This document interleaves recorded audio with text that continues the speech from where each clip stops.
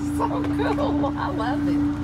So last year we applied for a grant through Governor's Early Literacy Foundation. So they awarded $17,100 for that grant, which fully funded the entire shelving, all of the things on the inside, the wrap on the outside. Now the books have been through donations, and we closed a couple of school sites in the past couple of years, so we were able to take those books and use here. But so our maintenance department built all of our shelving and outfitted the entire inside. We had our graphic arts department at one of our high schools that kind of did the concept of the wrap, and we took that and, you know, worked from that. It was a process. It took about a year to get it up and running, and we're hoping, we've had it at several different community events throughout the fall.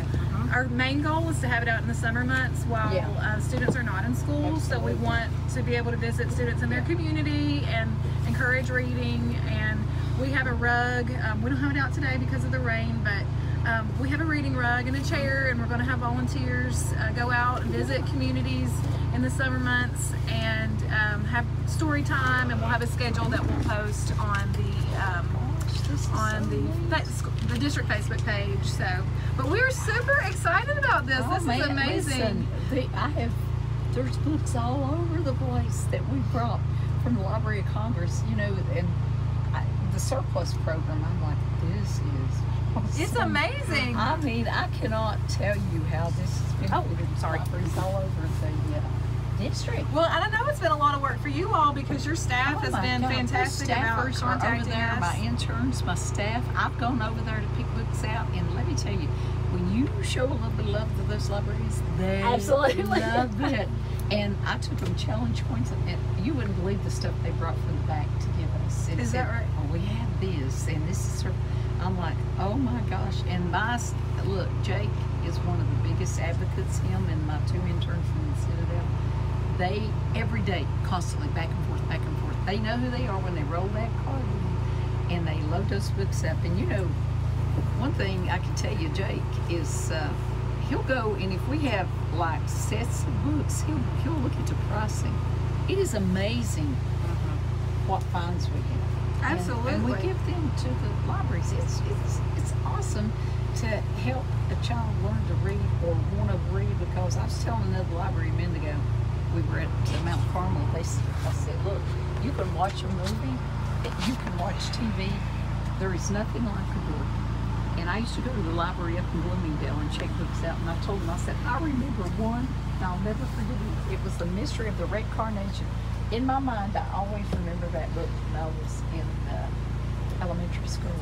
And this is things that they'll have a love of reading if you start them early. And that is our hope, that is our desire, and when we've seen kids get on the bus, they are so excited. They are so excited because right now, because we've had so many donations, we've let them just choose a book and take a book with them. So we've called it a forever book for them, and it's just been so cool. It is so awesome.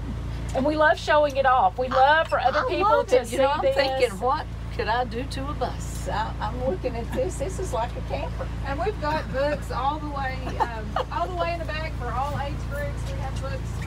Oh my gosh, I would have done this exactly the same way. Whoever set this up, this is fantastic. I mean it. I've lost my voice. I'm just getting it back. So you don't have to have voice if you're reading. So. But this is awesome. But we are so appreciative. Your staff was fantastic to work with in terms of them contacting us and letting us know the book options that were available. I know it was a lot of work, and we really appreciate all that. Can you tell me real quick what you all brought us today? Well, let's see. These are, a lot of times they're nonfiction books, and a lot of times it's just books that are fiction, like the kids would like to read, like Cat Kid Comic Club. I mean, who wouldn't like that? You know, my grandsons are 5 and 7, and believe me, they would love the animal books. You know, you've got some on up to middle school, like the Hunger Games. Yeah. Where did they come from? They came from the Library of Congress. Okay. They have a surplus book program, and you know, when we found out that we could get as many books as the district wanted, we signed up for the program, and believe me, it has been shipment after shipment after shipment that we will bring, and we give them, just like she said, there's a selection of books that they can choose. We go through those books personally.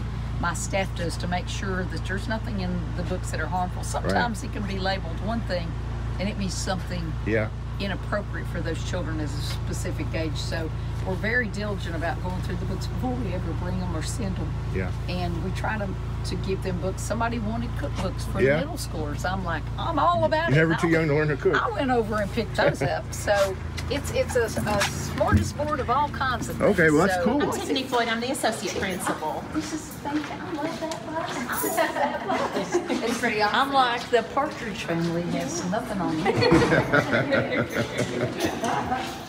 It's nice to meet you.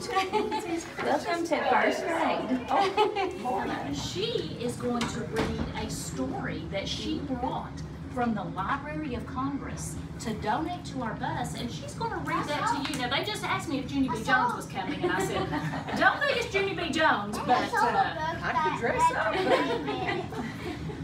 I saw a book that had your name in it. Did you? Where was it at? It was in the library. In the library? It had my name in it? Yes. Well, I'll have to go look at that. Is it Junie B. Jones? Is this Junie B. Jones? No. I don't think so. No, that one. Does anybody know what the name of this book is? How to catch a love a door. If you could read to me, I think you probably need to read to me. Who, me? Probably would. No, you don't want to do that. It's so weird. It's weird? He said it was weird if they read to me. Okay. And I'll show you the pictures as I read, okay? Yeah. It says, on all the walls are posters and pictures to each shelf. Opening day, come meet a rare find. The Natural History Museum has a new show, a special creature, furry, warm, loving, and kind. A creature? What kind of creature? It's a dinosaur. Is it? A Lovosaurus. Let's see what it is. Oh boy. It says, in a great hidden valley, explorers discovered something enormous in size. A friend to the dinos and each living thing. He had purple fur and big, bright blue eyes. What dinosaur it is? What could it be? A dinosaur. A dinosaur. He's called the Lovosaurus, the first ever found. His greeting had hugs and a giggling sound. Then he spoke quite clearly and said to the team, to spread kindness and joy around the world is my dream. A rustle, a clang, and a laughing sound. The guards want to know who the source is. So you see all the knights and everything? It's like they're making noise. Why do you think they're making noise? Because he's behind them. He's making them rattle.